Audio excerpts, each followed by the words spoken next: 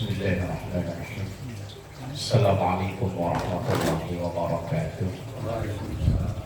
Bismillah, alhamdulillah, wassalatu wassalamu ala rasulillah Sayyidina Maulana Muhammad bin Abdillah wa ala alihi wa ashabihi wa man tabi'a rusyidah amma ba'dah. Ila hadratin Nabi Mustafa Muhammadin sallallahu alaihi wasallam wa ala alihi wa ashabihi wa azwajihi wa dhurriyyatihi wa ali baitihi al-karam wa jumlatihi minal muslimina wal muslimat wal mu'minina wal mu'minat ayyama kanu khususan malik hadzal kitab Syekh bibarakatil Fatihah. A'udzu billahi minasy syaithanir rajim. Bismillahirrahmanirrahim. Alhamdulillahi rabbil alamin arrahmanir rahim maliki yaumiddin. Iyyaka na'budu wa iyyaka nasta'in ihdinas siratal mustaqim siratal ladzina an'amta 'alaihim ghairil maghdubi 'alaihim waladdallin. Bismillahirrahmanirrahim. Sampai faidatun ya.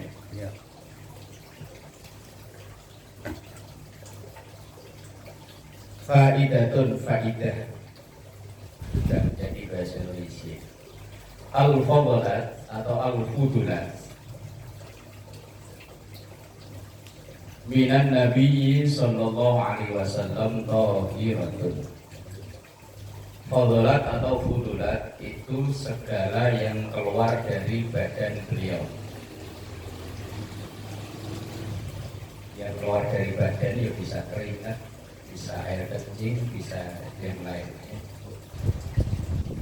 Minan Nabi sallallahu alaihi wasallam, dari Nabi kita Muhammad sallallahu alaihi wasallam, tahiratun itu suci, bersih, suci. Kalau kita yang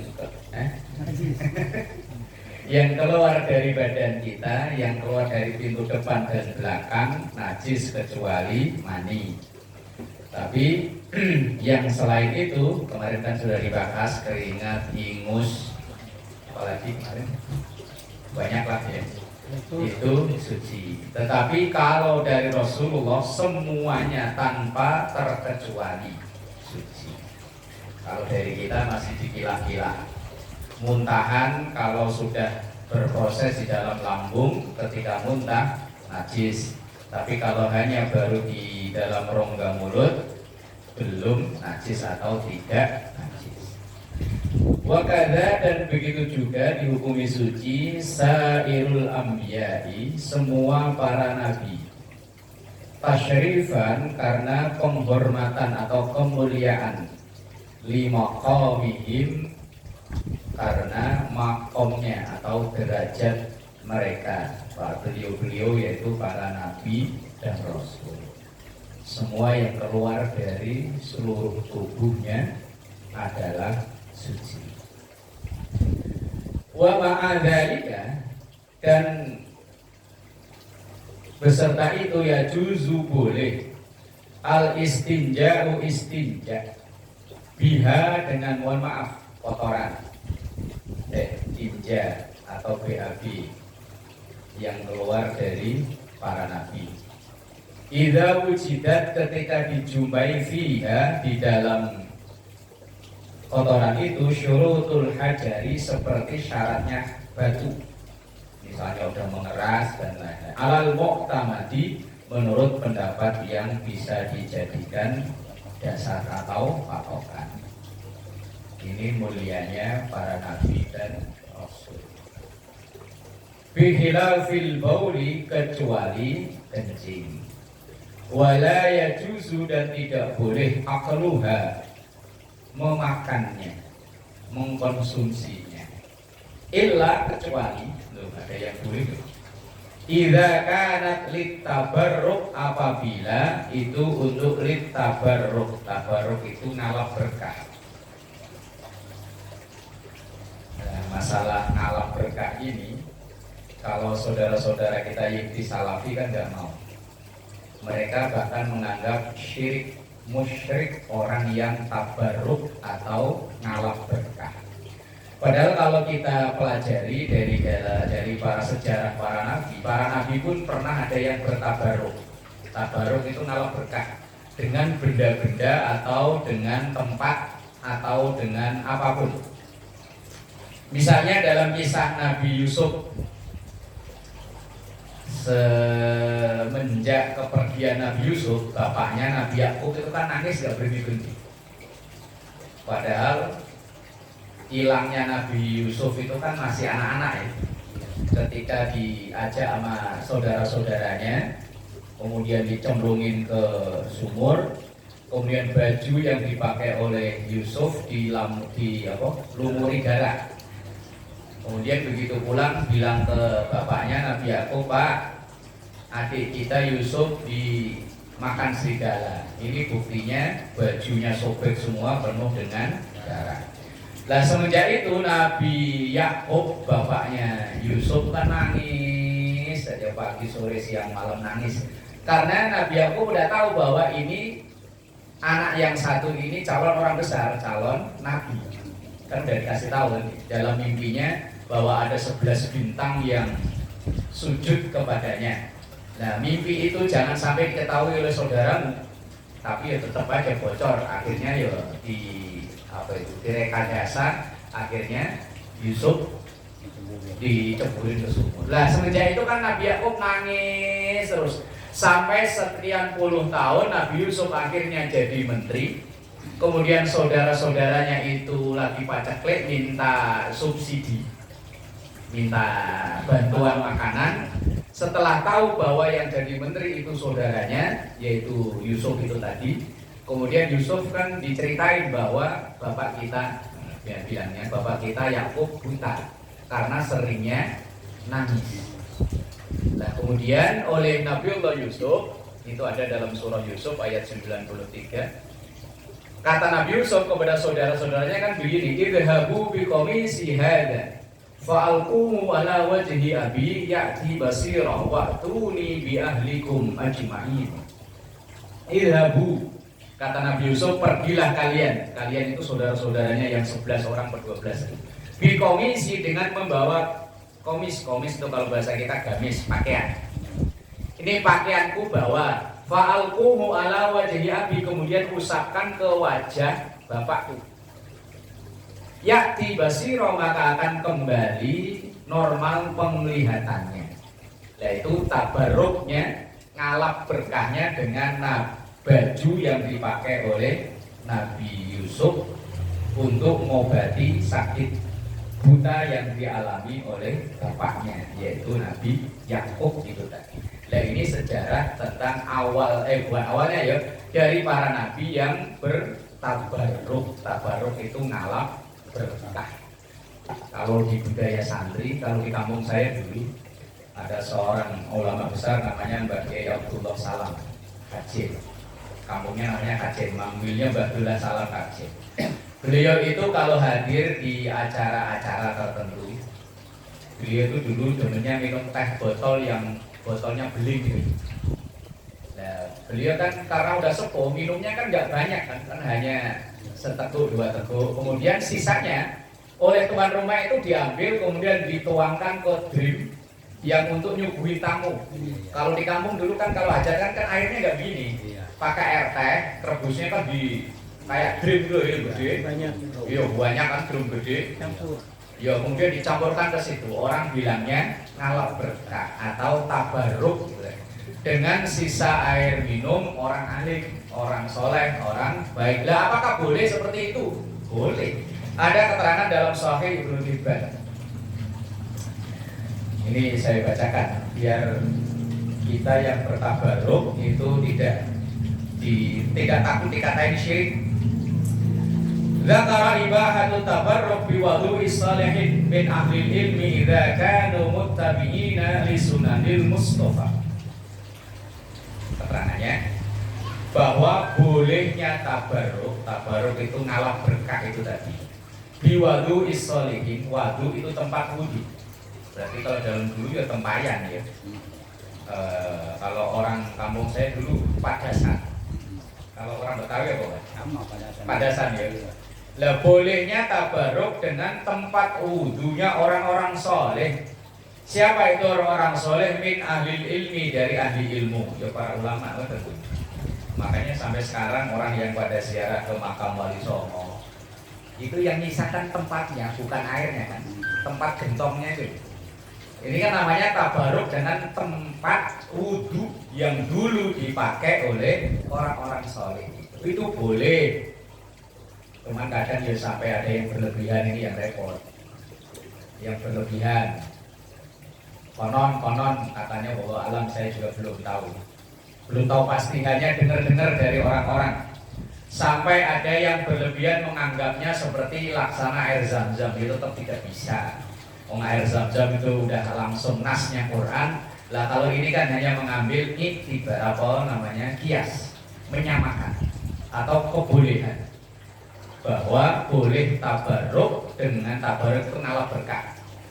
Kalau saya ngomong ngalap berkah paham nggak Pak? Salah ya, kalau orang Jawa ngalap berkah kan bahasa Jawa. Pengen berkah. Ya yang memberi berkah Allah, tetap Allah, cuma lewat tempat minum, tempat wudhu, tempat sujud, tempat ibadah. Lah orang capek-capek biaya mahal-mahal ke Masjidil Haram, ya itu kan nampak jelas ngalap berkah para nabi. Terutama diawali dengan Nabiullah Ibrahim alaihissalam. Kalau itu memang jelas di Quran, inna awwala baiti wudi'a lin-nasi lalladzi bi Bakkah mubarakah. Bakah itu Makkah.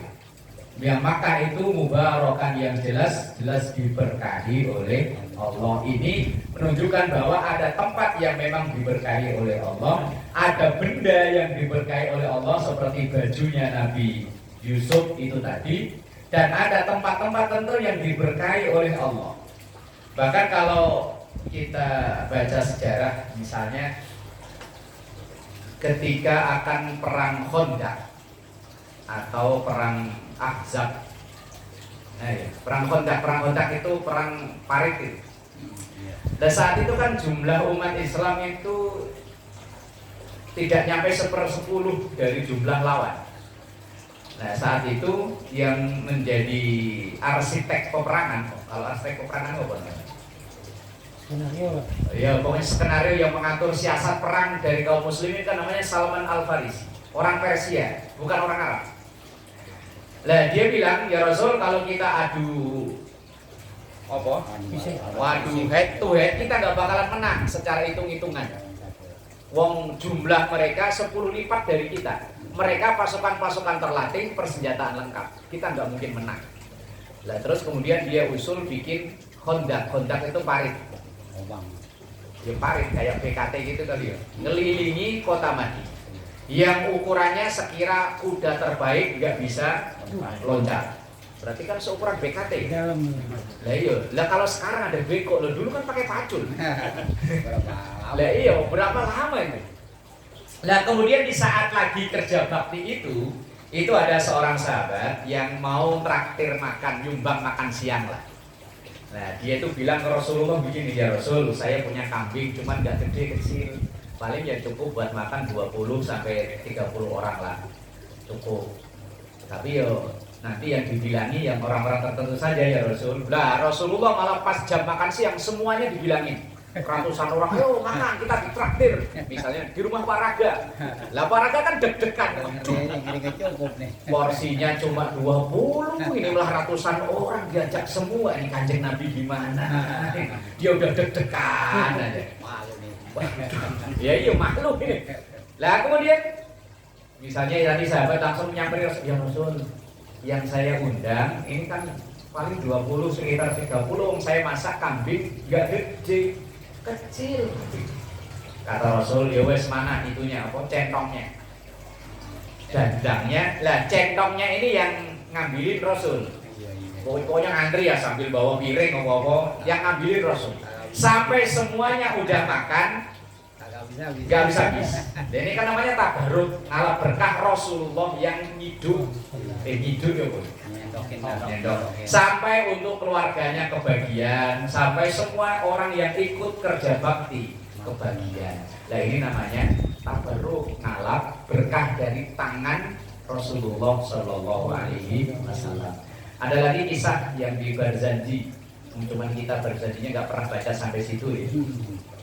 Di Barzanji itu ada ketika Rasulullah perjalanan hijrah dari Mekah ke Madinah, itu beliau mampir ke rumah seseorang.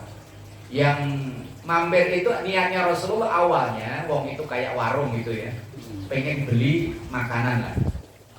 Nah, kata orang itu, ya Rasul, kita bukan warung, kita ini orang nebeng tenda di sini ya, kayak tenda pinggir jalan. Nah, kemudian lah terus punya makan, wah ya gak ada ya Rasul, gak punya. Lah itu kok ada kambing gitu, oh, kambingnya kurus kayak begitu ya Rasul. Waduh, kalau disembelih ya kasihan, diambil susunya mana mungkin ada. Oh ya udah, kalau gitu izinkan saya untuk memerah susu dari kambing yang kurus kering kerontan.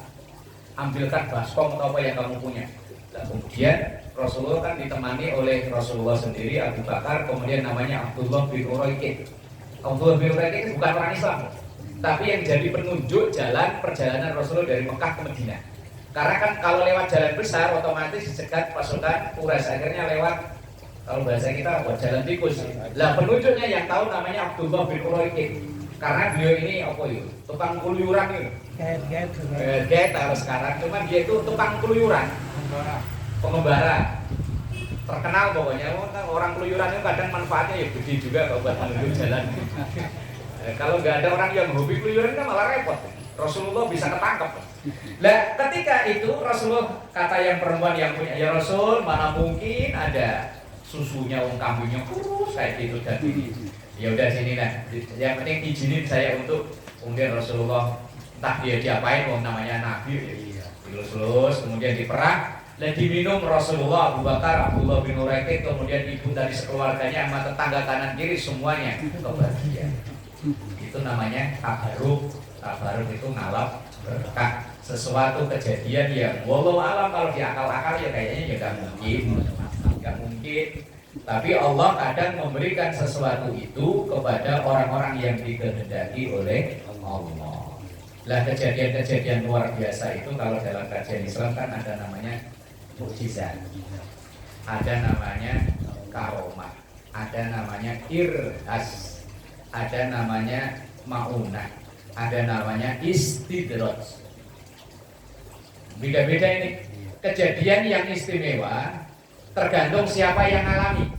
Kalau kejadian istimewa luar biasa kayak tadi itu yang dialami oleh Nabi namanya mukjizat. Nabi Musa yang lautnya dibelah. Cuman sehebat-hebatnya Nabi Musa masih kalah sama umat Nabi Muhammad. Nabi Musa itu belah laut cuman sekali pakai. Umat Nabi Muhammad belah dari Surabaya ke Madura. Itu orang kafir, orang bejat bisa lewat. Kalau dulu tongkatnya Nabi Musa yang bisa lewat cuma orang-orang baik doang. Orang-orang bejat gak bisa. Nabi Sulaiman terbang sendiri. Umat Nabi Muhammad terbang bawa 300 orang. Dari Jakarta ke Jeddah, bolak-balik. Nah, kok sampai situ apa tadi? Mukjizat. Mukjizat itu kejadian luar biasa yang dialami oleh para nabi.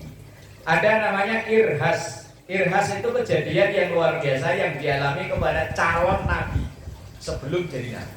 Kayak Rasulullah itu kemana-mana kalau jalan gak pernah kepanasan karena diikuti awan.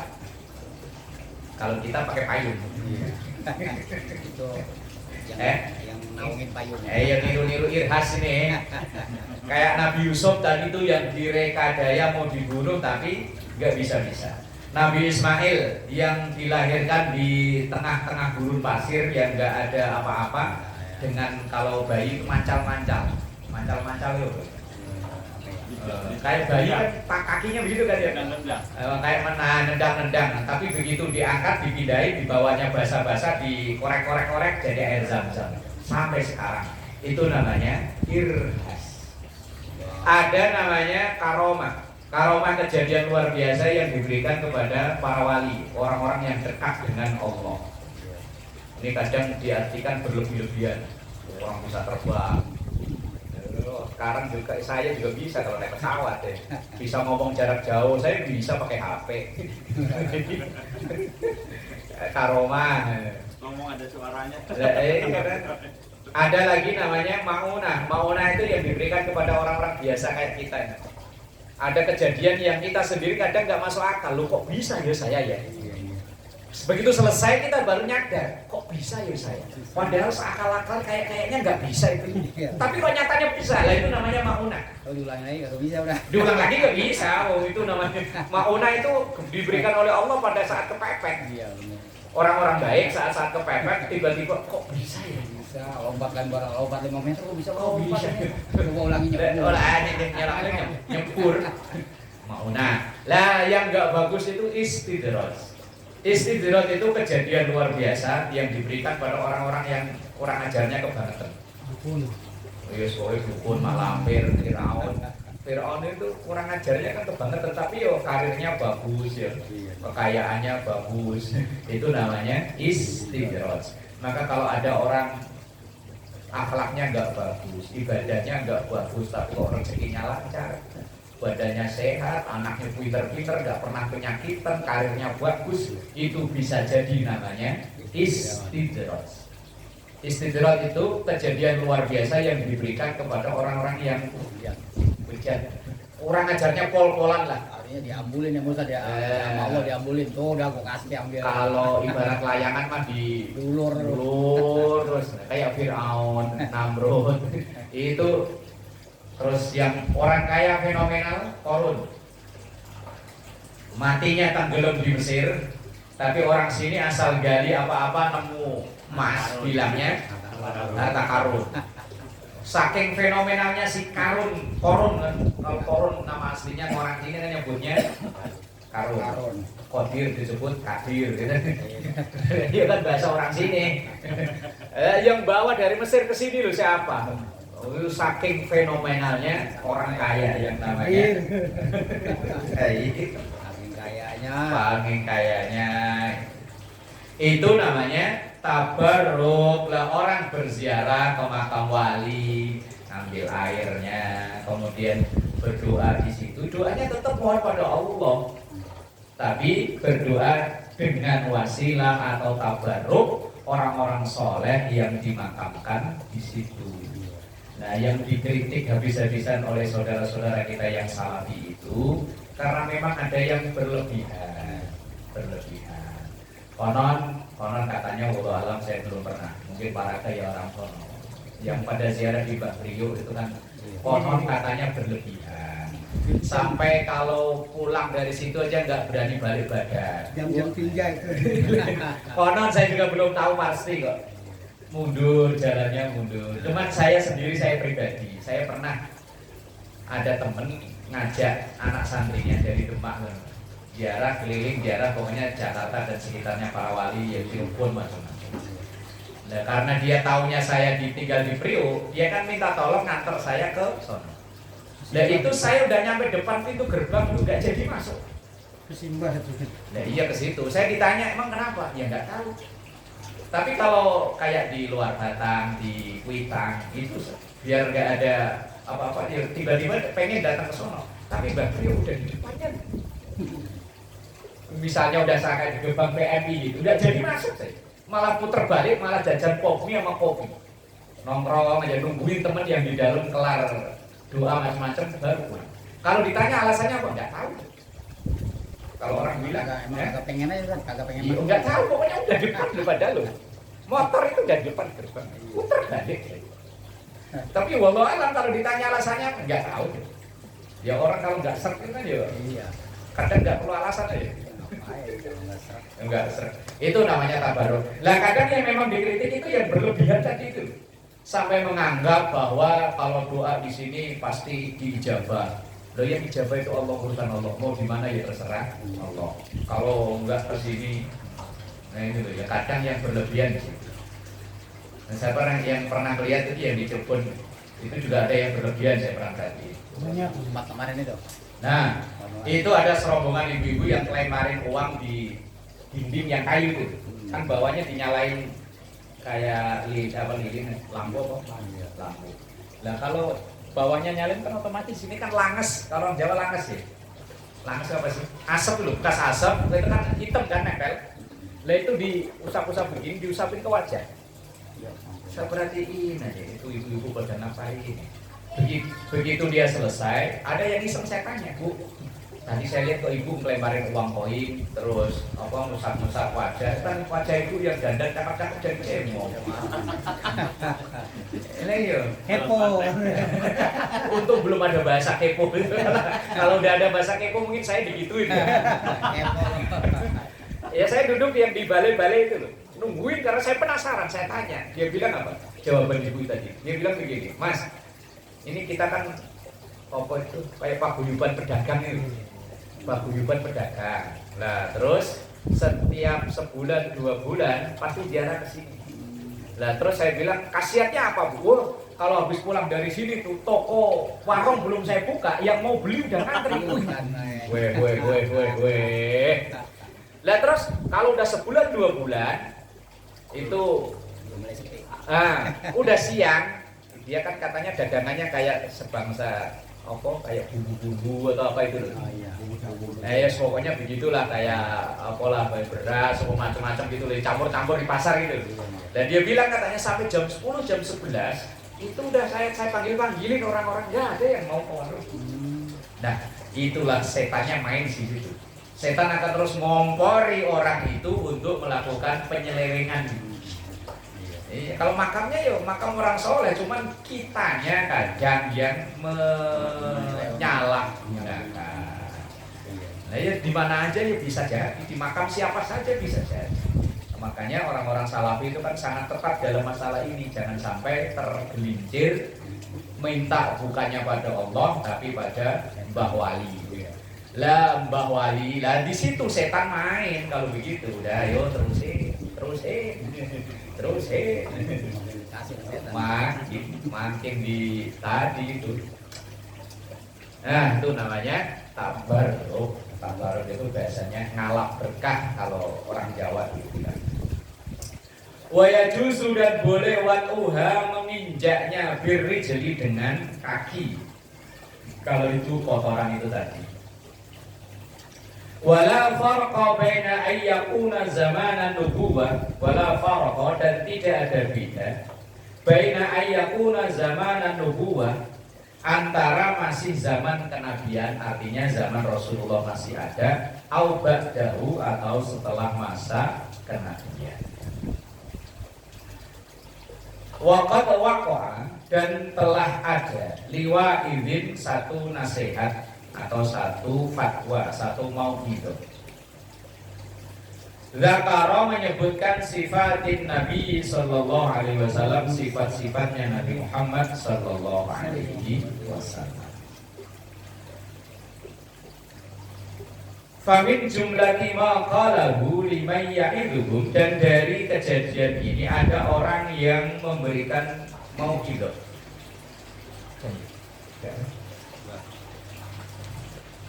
Anna paulahu sallallahu alaihi wasallam. Ini ada satu fatwa, satu mau'idhah. Ini namanya fatwa yang kita boleh setuju, boleh tidak. Oh bukan hadis. Kalau hadis mau tidak mau. Hadis ya. Ayat. Dari dalam ini. Dari dalam ini paling suaranya berisik. Anna baulahu sallallahu alaihi wasallam, sesungguhnya air seninya, air pipisnya Rasulullah sallallahu alaihi wasallam khairun, itu lebih baik min sholatikum, dari sholat kalian. Itu sampai ada yang memfatwakan air kencingnya Rasulullah itu lebih baik daripada sholat kita. Intah, selesai. Qala al-Mudawi, mengomentarilah pendapat ini Imam al-Mudawi. Wa pendapat seperti ini sahihun, sahih benar. Wa shawabun, dan benar. Wa wajibu bi umurin, dan beralasan beralasan bi umurin, dengan beberapa alasan. Minha, diantaranya anna hadzal wa'ido, bahwa sesungguhnya mau'idhah ini, orang yang berfatwa ini, yahtamilu annahu min arbabil kashfi, bisa jadi itu termasuk orang yang dalam tingkatan mukasyafah. Mukasyafah itu kasyaf itu artinya orang yang terbuka. Terbuka itu pandangan matanya itu nggak bisa ditutupi oleh dinding, oleh tembok, pendengarannya nggak bisa dibatasi jarak dan waktu. Oh boleh kalau bahasa kita itu. Tembus panjang. Terus pokoknya orang duduk di sini tapi bisa melihat kejadian yang ada di mana ini. Itu namanya kasyaf. Kalau orang Jawa dulu bilang reti sadurunge winarah. Apa Mbak? Tahu sebelum kejadian. Iya, penawang. Orang yang diberi makom oleh Allah, makom kasyaf, terbuka. Begitu berarti. Kalau majidub beda lagi. Kalau majidub itu orang yang tidak peduli dengan dirinya. Tujuh. Nah, itu loh indra ke-6 ke 7, 8, 9 dan seterusnya. Kalau majidub itu nggak begitu. Orang majidub itu orang yang nggak peduli pandangan orang terhadap dirinya. Orang mau ngomong apa terhadap dirinya bodoh amat. Karena dia yang terpenting adalah Allah. Sampai mungkin orang anggap dia ya kayak orang gila, nganggap dia kayak orang nggak waras. Karena dia udah nggak peduli dengan badannya, udah nggak peduli. Yang dipedulikan hanya Allah. Nah itu majidub itu kayak gitu. Nah kalau kasyaf itu nggak begitu. Kasyaf itu ya itu tadi itu. Nah orang yang punya lebih daripada kita. Kalau kita kan pandangan kan udah kalah dinding, udah nggak kelihatan lagi. Kuping ketutupan headset ya udah klakson pakok udah nggak kedengeran. Lah kasyaf itu nggak begitu. Kasyaf itu terbuka, semuanya terbuka. Lah ada dalam hadis qudsi itu dulu dinyanyikan Dani. Once yang nyanyi malah ya grup Dewa loh. Yang grup lagunya satu, judulnya satu. Dengan matamu aku melihat, dengan telingamu aku mendengar. Pernah dengar kan? Bukan, Dewa. Once yang nyanyi. Wong pertama saya dengar lagu itu kayak biasa-biasa. Begitu saya beli majalah, namanya dulu ada majalah Sufi namanya. Seingat saya dari belinya aja di depan kampus UKI Cawang. Lah begitu dari salah satu kolom di majalah itu mengupas itu tentang lagu Dewa yang judulnya satu. Ternyata itu dari hadis qudsi. Yang intinya orang yang sudah dekat sekali dengan Allah, maka mata yang untuk melihat ini adalah mata Allah, artinya udah nggak ada batasan apa. Ini syaratnya orang yang dekat dengan Allah loh, bukan orang kentir. Bukan. Telinganya udah nggak ada penutup apa-apa. Dimanapun ada suara tetap dengar. Dimanapun dia udah tahu. Nah itu kalau dalam lagu itu kan satu judulnya, saya ingat dengan matamu, itu masih ditujukan pada Allah.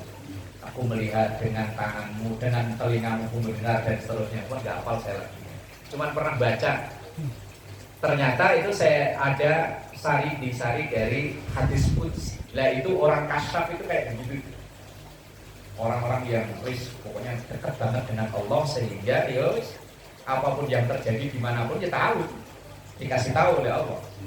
Cuman dia juga nggak mau untuk mempublikasi nggak tahu. Ini beberapa hari ini ada heboh di Kudus, orang ngaku-ngaku sebagai orang kasyaf. Dia bahkan bilang diperintahkan oleh Rasulullah, diperintahkan oleh Rasulullah untuk yang dipermasalahkan nasab habaib itu. Kalau kata saya memang orang nyari sensasi. Tapi ya boleh ya. Waqad atla'ahu Allah Ta'ala ala riya'in fi salatihi. Waqad atla'ahu Allah Ta'ala, dan sungguh Allah telah menampakkan ala riya'in. Bisa jadi orang sholat itu karena riya fi sholatihim, dalam sholatnya. Maka tadi dibahas air kencing Rasulullah bisa lebih mulia karena sholat kita bisa jadi tidak diterima oleh Allah. Au yuqalu atau dikatakan inna baulahu sallallahu alaihi wasallam, bahwa sesungguhnya air kencingnya Rasulullah sallallahu alaihi wasallam yustashfa bihi, bisa untuk obat. Fahuwa nafi'un, dan ini jelas bermanfaat. Wa sholatuhum, dan sholat mereka sholat kita ini ghairu muhaqqaqatil qabul, gak ada jaminan untuk diterima atau bermanfaat. Ini pendapat. Lah kalau pendapat itu kita boleh setuju, boleh tidak. Lah kalau Al-Quran, hadis mau tidak mau setuju. Kalau pendapat kita boleh tidak setuju. Tapi kalau kita tidak setuju nyanggah ya harus dengan ilmu. Gak ada sekedar nyanggah. Kalau gak setuju ya wes lah, wes cukup ngopof diem aja. Bukan diem aja ya wes. Kalau memang kita bisa nyanggah ya sanggah, tapi kalau nggak bisa ya wes. Faslun fi bayani izalatin najasati wallahu a'lam bishawab. Ya sampai bab. Untuk besok malam Jumat di mushola, kalau bisa langsung ya. Kita baca Rabiul Haddad setiap malam Jumat. Ya kita niatkan biar proses pembangunan mushola kita ini sesuai dengan yang direncanakan. Jadi ya di sholat isya, kalau bisa ya kita jamaah bisa langsung baca Rabiul Haddad sebelum kita ngaji. Banyak duit juga Ustaz. Banyak duit ya. Iya, wes. Oh kan dari itu kan jadi. Ya siapa tahu dengan kita mohon pada Allah, kan kita mampunya mohon Pak Raga yang nyari duit kan gitu. Lah ya kan, Mbak Slamet yang megang duit, ya Simba yang sepuh-sepuh bagian malam-malam bangun, ya Allah, ya Allah. Nah iya kita yang bisa doanya doa. Pak Raga kan tinggal telepon, tek. Halo bos. Semen.